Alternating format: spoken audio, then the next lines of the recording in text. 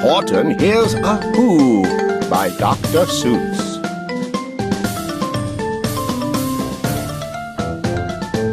Read to me.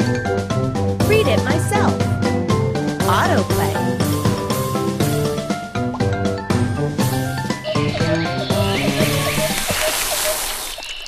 On the 15th of May in the jungle of Newell, in the heat of the day, in the cool of the pool, Jungle of Newell, Trunk, Horton the elephant. He was splashing, enjoying the jungle's great joys, when Horton the elephant heard a small noise. Splashing! So Horton stopped splashing. He looked toward the sound. That's funny, thought Horton. There's no one around. Then he heard it again, just a very faint yelp as if some tiny person were calling for help. Speck of dust. I'll help you, said Horton. But who are you? Where? He looked and he looked. He could see nothing there but a small speck of dust blowing past through the air. I say, murmured Horton, I've never heard tell of a small speck of dust that is able to yell. So you know what I think? Why, I think that there must be someone on top of that small speck of dust. Some sort of a creature of very small size, too small to be seen by an elephant's eyes. Some poor little person who's shaking with fear that he'll blow in the pool. He has no way to steer. I'll just have to save him, because, after all, a person's a person, no matter how small. Poor little person. So gently, and using the greatest of care, the elephant stretched his great trunk through the air. Dust speck. And he lifted the dust speck and carried it over and placed it down, safe, on a very soft clover. Humph! Humphed a voice. 'Twas a sour kangaroo. And the young kangaroo in her pouch said, Humph, too. Humph! Humph! Pouch. Pouch. Humph! A sour kangaroo.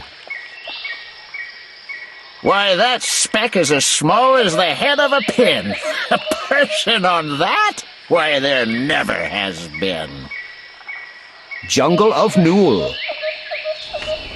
Believe me, said Horton, I tell you sincerely, my ears are quite keen, and I heard him quite clearly. I know there's a person down there, and what's more, quite likely there's two, even three, even four, quite likely... Quite. Cloud. A family, for all that we know. A family with children just starting to grow. So please, Horton said, as a favor to me, try not to disturb them. Just please let them be. I think you're a fool, laughed the sour kangaroo. And the young kangaroo in her pouch said, Me too. You're the biggest blame fool in the jungle of Newell. And the kangaroos plunged in the cool of the pool. Cool of the pool, grass. Jungle of Newell. What terrible splashing! The elephant frowned. I can't let my very small persons get drowned. I've got to protect them. I'm bigger than they. So he plucked up the clover and hustled away.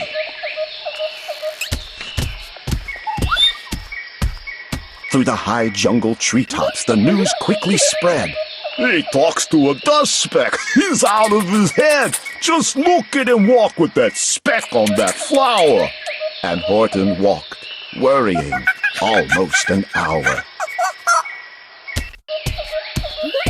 Should I put this speck down? Horton thought with alarm. If I do, these small persons may come to great harm. I can't put it down, and I won't. After all, a person's a person, no matter how small. Then Horton stopped walking.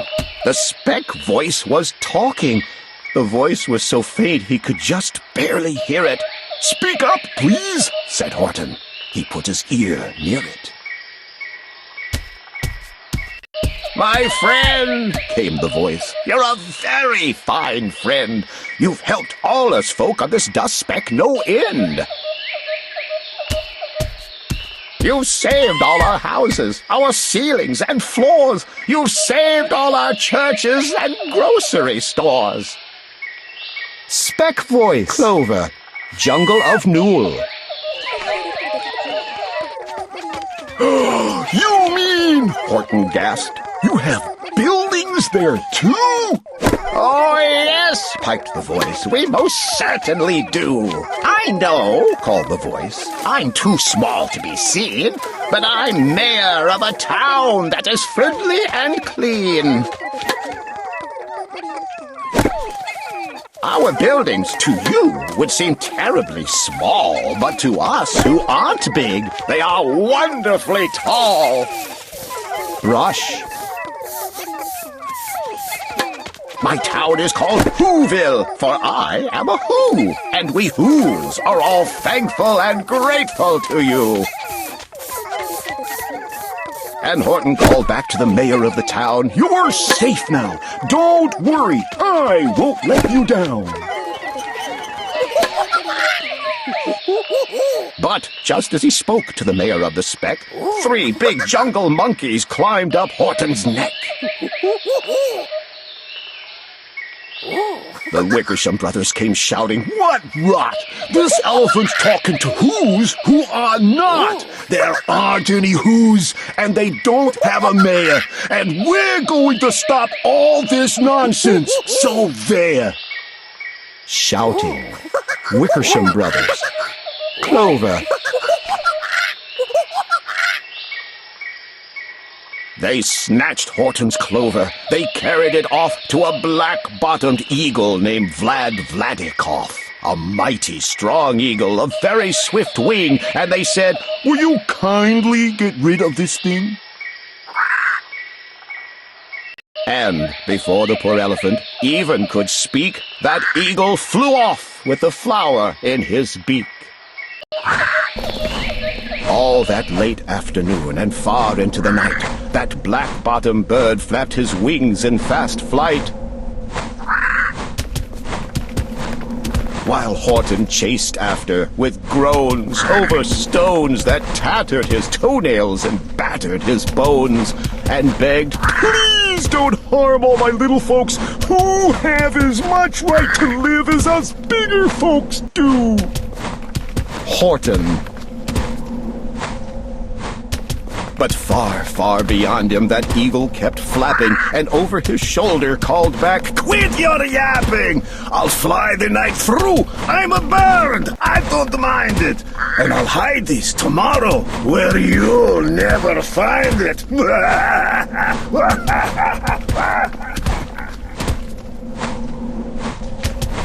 And at 6:56 the next morning, he did it. It sure was a terrible place that he hid it.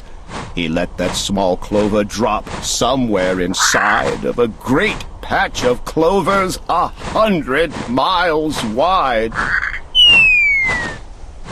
"Find that?" sneered the bird. "But I think you will fail!" And he left with a flip of his black-bottomed tail. Vladikoff. "I'll find it!" cried Horton. "I'll find it or bust! I shall find my friends on my small speck of dust!" And clover by Clover with care. He picked up and searched them and called, "Are you there?" But Clover by Clover by Clover, he found that the one that he sought for was just not around.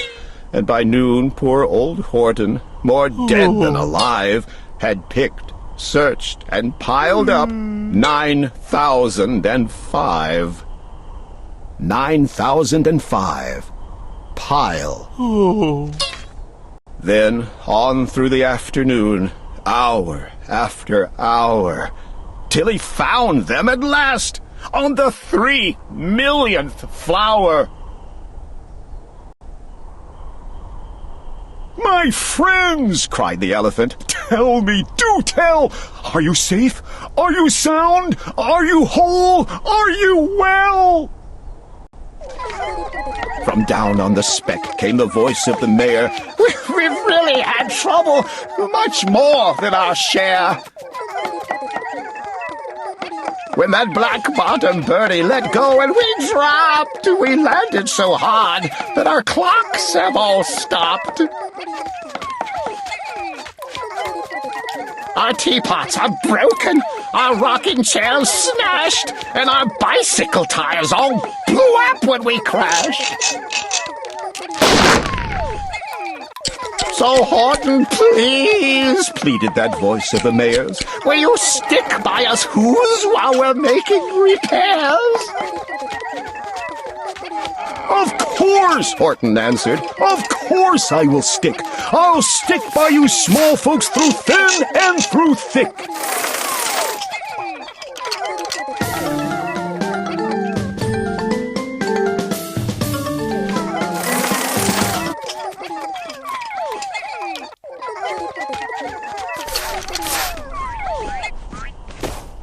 "Humph!" humphed a voice.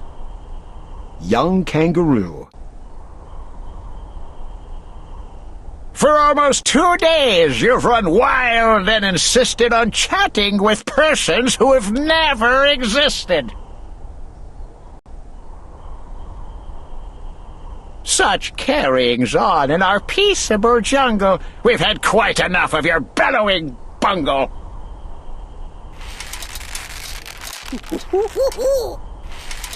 "And I'm here to state," snapped the big kangaroo, "that your silly, nonsensical game is all through."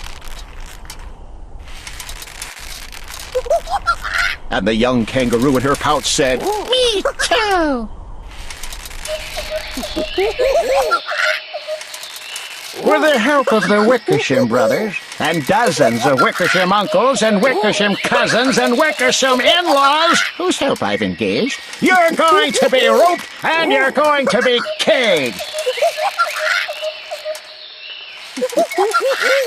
And as for your dust speck, that we shall boil in a hot steaming kettle of bezel-nut oil." "Boil it?" gasped Horton. "Oh, that you can't do! It's all full of persons! They'll prove it to you!" "Mr. Mayor! Mr. Mayor!" Horton called. "Mr. Mayor! You've got to prove now that you really are there!"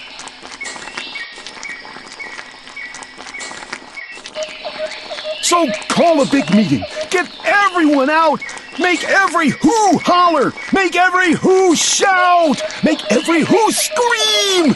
If you don't, every who is going to end up in a bezel-nut stew."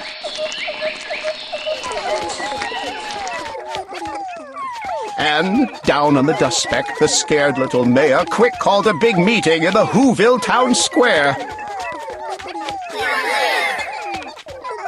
And his people cried loudly. They cried out in fear. "We are here! We are here! We are here! We are here!"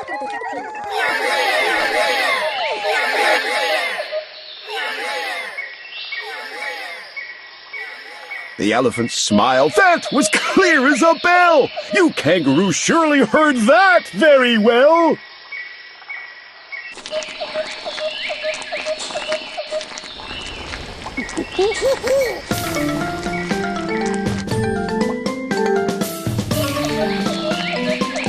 All I heard, snapped the big kangaroo, was the breeze and the faint sound of wind through the far distant trees. I heard no small voices, and you didn't either. And the young kangaroo in her pouch said, "Me neither." "Grab him!" they shouted, "and cage the big dope. Lasso his stomach with 10 miles of rope. Tie the knots tight so he'll never shake loose. Then dunk that dumb speck in the bezel nut juice." Clover. Horton fought back with great vigor and vim, but the Wickersham gang was too many for him. Horton. They beat him, they mauled him, they started to haul him into his cage, but he managed to call to the mayor, "Don't give up! I believe in you all! A person's a person, no matter how small! And you very small persons will not have to die if you make yourselves heard! So come on now and try!"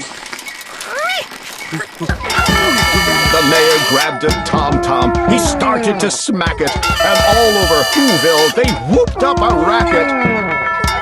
Tom-tom. They rattled tin kettles, they beat on brass pans, on garbage pail tops and old cranberry cans. Tom-tom. They blew on bazookas and blasted great toots on clarinets, oompas and boompas and flutes.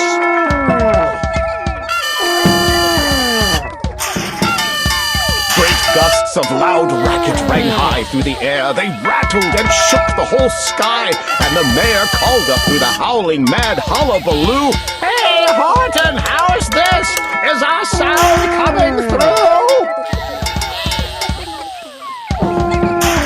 And Horton called back, "I can hear you just fine, but the kangaroo's ears aren't as strong quite as mine. They don't hear a thing. Are you sure all your boys are doing their best? Are they all making noise? Are you sure every Who down in Whoville is working? Quick, look through your town. Is there anyone shirking?" Gusts. Through the town rushed the mayor, from the east to the west, but everyone seemed to be doing his best. Everyone seemed to be yapping or yipping. Everyone seemed to be beeping or bipping. Mayor. But it wasn't enough, all this ruckus and roar. He had to find someone to help him make more. He raced through each building. He searched floor to floor.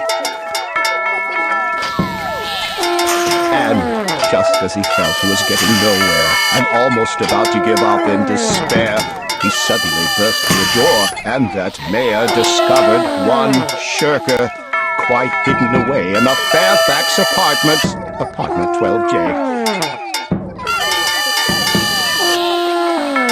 A very small shirker named Jojo was standing, just standing, and bouncing a yo-yo. Chair. Yo-yo. Not making a sound, not a yip, not a chirp. And the mayor rushed inside, and he grabbed the young twerp. Stairs. And he climbed with the lad up the Eiffelberg Tower. "This," cried the mayor, "is your town's darkest hour. The time for all Whos who have blood that is red to come to the aid of their country," he said. "We've got to make noises in greater amounts, so open your mouth, lad, for every voice counts." Thus he spoke as he climbed. When they got to the top, the lad cleared his throat and he shouted out, "Yap! Yap!" And that yop, that one small extra yop, put it over. Finally, at last, from that speck on that clover, their voices were heard. They rang out clear and clean, and the elephant smiled. Do you see what I mean? Kangaroo. They've proved they are persons, no matter how small, and their whole world was saved by the smallest of all. How true! Yes, how true, said the big kangaroo. And from now on, you know what I'm planning to do? From now on, I'm going to protect them with you. And the young kangaroo in her pouch said, Me too! From sun in the summer, from rain when it's falling, I'm going to protect them. No